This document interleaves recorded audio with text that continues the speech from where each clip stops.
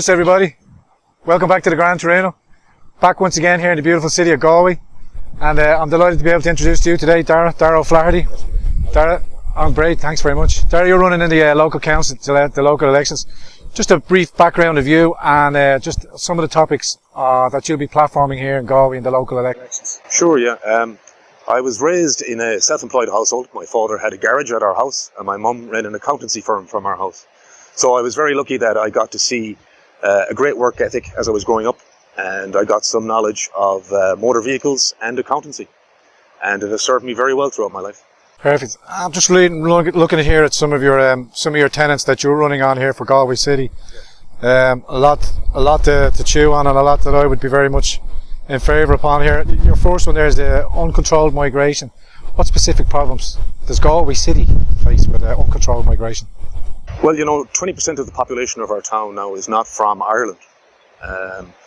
That trend, if it continues, means that in a very short period of time, less than half of the people from Galway will be the majority in Galway, So for me, it's kind of a red flag, Eventually, if we don't control migration, what we're basically saying is that we're inviting the world to come here and take over Ireland. This seems like a ludicrous position, and it's certainly not in line with anything I've heard to date regarding republicanism or fealty to the nation or your duty as a citizen. And I think these things are very important. And also I would like just as well to have a rational discussion about these topics. It's unfortunate nowadays that when you raise these topics in anything other than talking about migrant rights, you're called all kinds of names. People become very emotional, irrational, violent. I've experienced it all. And it's disgraceful behaviour that the citizens of a country or a town can't have a reasonable, rational discussion about these topics. So that's the first thing I would like to do, is to have a conversation. Another one of your tenets is environmental and cultural conservation. Explain that for me, please. Well, we all know about environmental conservation. The virtue signallers jump on this at every available moment. But when you mention conservatism regarding culture, all of a sudden you're a funny name again. You're an ism. There's something wrong with you. So I don't understand why it's so popular to conserve this beautiful area here, but not the people who made it. People died building this. People died building all this stuff around here. This was built hundreds of years ago, and it was built at the hardest of labour imaginable, in the worst conditions imaginable. And what? We're just going to ignore all that and just pretend it never happened, Yeah. You said on the canvas trail you're getting a good reaction. Extraordinary. Tell me viewers something about that. Well, I guess it's a bit easier when they see the flyer, that they see that I'm stating it clearly that I'm committed to this position. So when I go to the door, it's often people open up about their worries, and people do have a lot of worries. They just feel that they can't talk about it for the same reason I just mentioned a moment ago. But when you bring up the topic with the person, it's like they open up. It's a really unique experience, and I'm very privileged to be having it. I've encountered so many problems at the doors of houses, but I'm not going to get into auction politics. I can't do auction politics and manage this mandate. So I have to be Daragh. I can't be a politician. I'm an engineer. I manage resources. I'm very good at it. I'm very good at destructing problems and rebuilding. What I'm not good at is playing games and currying favour. I am what I am, and I will deliver what I promise. One of the local concerns here is traffic.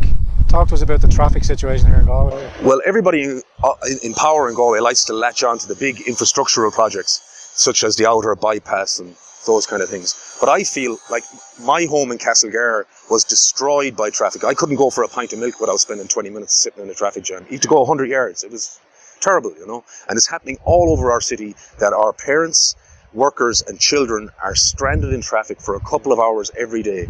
And this has a social impact. Those parents are not at home minding their children. They're not at home cooking quality dinners. And when they do get home, they're frustrated after spending 2 hours in traffic. And that poisons the evening with the family. So it's not just a question of efficiency or effectiveness. It actually has a massive social cost in our country that our parents aren't looking after their children when they should be, So this for me is a major motivating factor, is to get people from their workplace to their home as quickly as possible. And I think we can achieve this by optimizing many of our junctions. The junctions, the way they're laid out, are laid out in an aesthetic way so that it looks good on the plan for the town planner. It looks symmetrical and it looks tidy and it looks presentable. But actually, these sharp corners interfere with the flow of traffic. And you can't just scoot around the corner. You have to pause and take a sharp turn.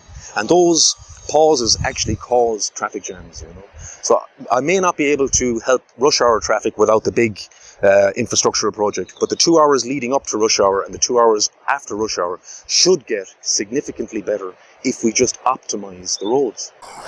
Sorry, it sounds great. Another one here close to my heart, cronyism, corruption and the lobby industry. For me now, I would say anyone that leaves government should be banned from government in any way, shape or form, council elections or anything, for at least 5 years minimum.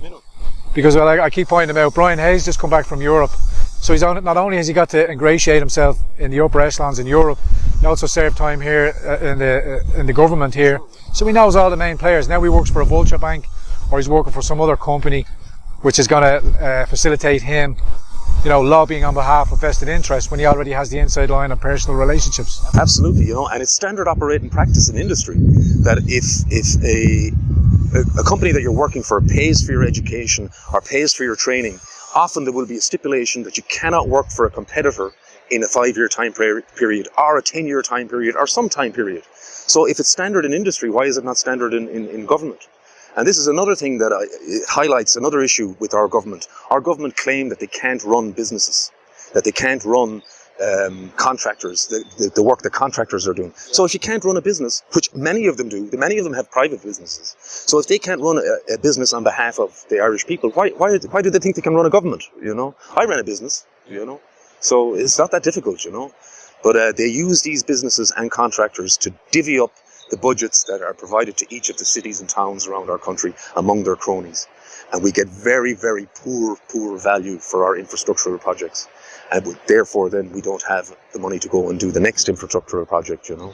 So this has to stop. I'm just going to leave there on some of them other tenants there, on your tenants there. But just to finish off there, just if you were to address the people of Galway, just tell them why you reckon you think that you should be their candidate to represent here in the local council elections. Absolutely. I'm glad you asked me that. So I am a person of no property. I don't know if your audience is familiar with what that is. But for many centuries now in our country, the people of no property have been the ones that have saved us from the worst of the oppression. What it means is, I don't have a house, I don't have a car, I don't have a family, I don't have a wife, I don't have any perceivable assets.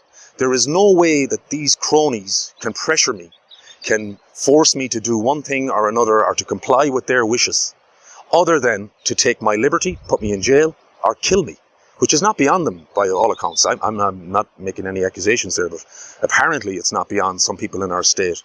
So I stand before you with nothing other than my integrity, and that I have in spades. I am true. This is what I am. I'm not pretending to be something else. I'm not trying to curry your favor. If you feel the things that I feel, then vote for me, and I will deliver. Brilliant. So just once again, for the people in Galway City, don't forget, if you like what Darragh's about and what he's purported to represent and what he'll do for you in your local constituency, give him your number one vote. Number one vote. Daragh, thanks for joining us here in the Grand Torino. Short and simple, but we'll come back to you again after the elections and follow up, and we'll have another conversation. I'll enjoy that very much. Okay, everybody, see you again on the next episode of the Grand Torino. Don't forget, press the like button, subscription and the little blue bell, and you'll be reminded of future conversations on the Grand Torino. Us.